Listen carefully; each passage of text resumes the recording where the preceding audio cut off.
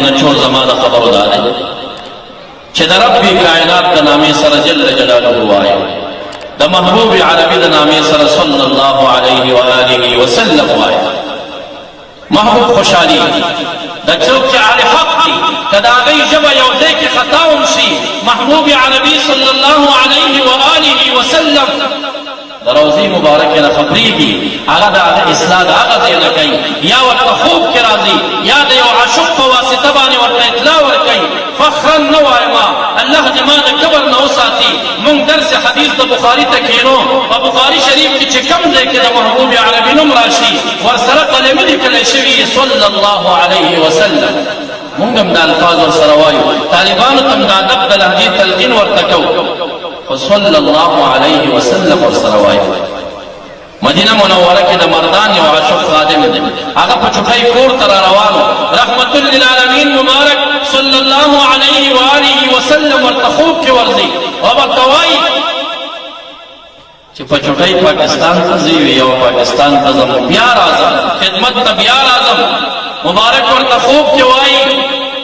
زمانم ورتاخلی خنم ناخلی پیر ارچی خراسانی حضرت پیر سیف الرحمن رحمت اللہ تعالی علیہ زمان پیرو مرشد گرامی اگما تماشم خوب کی اڑو کے معشوم ما اگما والد گرامی تیو استادا بچے نابغد دا علم توباسا اللہ رب الجلال داغی نظر داغی شفقت و مرحمت دی ناچست دا علم نصبر خور کا لیکن فخر نکم پدینا مبارکان و دعا و نیکان و برکات و دعا اغیب ما تنابغ سے بوید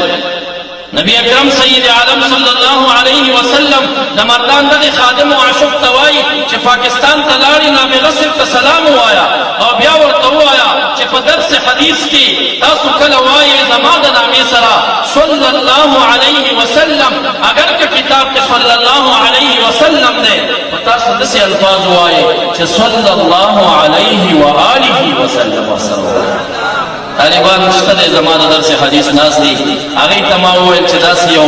عاشق تا داسی وینا شویدا نن نبات چه درس کی تاصل ولی نوائی صلی اللہ علیہ وآلہ وسلم ورسروائی مبارک دا آل پر درود و سلام و خوشحالی معزز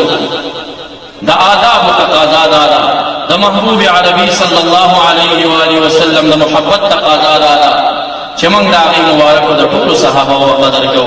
منگ بدا آغی دا اہل بیت و قدر و عدب کو منگ بدا آغی دا انصار سر محبت کو منگ بدا آغی دا امہات المومنین سر محبت کو اگا ورس چارا تا پنجاب دا عالم چاگا ویڈیو کتلیوا او ما ترا وقت ہم دا میدا ما تراوڑا دا سنیانو مجالس ترا وقتل کیگی دا سنیانو منبرون پہ خستہ کیگی دا پنجاب یو عالم لیکن لحجہ دادا چھ میں حضرت علی کی غلام ہو نو عائشہ نو معاویہ طول و استغفر اللہ معاذ اللہ طول و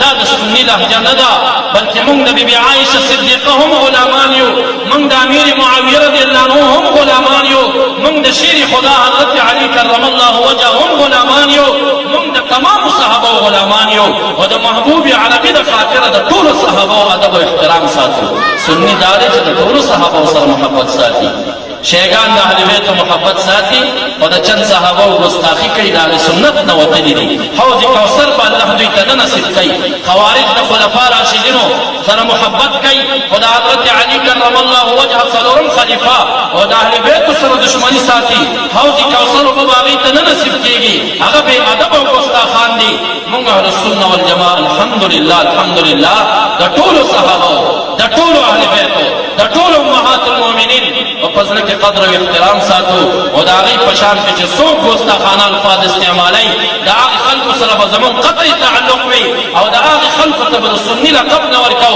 او چھ سوک دا امیر معاویہ رضی اللہ تعالیٰ عنہ پا ذات مبارک باندے پا تقریرنو کی لعنتنا وائی معاذ اللہ دسی وائی چھ لعنت دی پا معاویہ رضی اللہ عنہ باندے منگا وایو ہزارہا بار لعنت دی پا دغا لعین باندے چھ سوک دا محبوب عربی و بہترین صحابی باندے لعنت وائی معززو او دا شان دا طول سلسلو مشایخ و بقدر کو حقا سوک چھ دا قادری شریفی دا یو شیخ مرید دی او د نقشبندي د مشایخو سپکاوی کوي دا سني نه دی دا ادبناک نه دی دا ګستاخ او بې ادبه دی بلکې موږ د سلسله قادریه سلسله چشتیه سلسله سروردیه سلسله نقشبندیه د ټولو مشایخو د طریقت محبت او په زړه کې ادب او احترام ساتو او ټولو ته به د قدر په نظر باندې ګورو وما علي الا البلاغ واخر دعوانا ان الحمد لله رب العالمين اللهم صل على سيدنا ومولانا محمد واله وبارك وسلم وصل عليه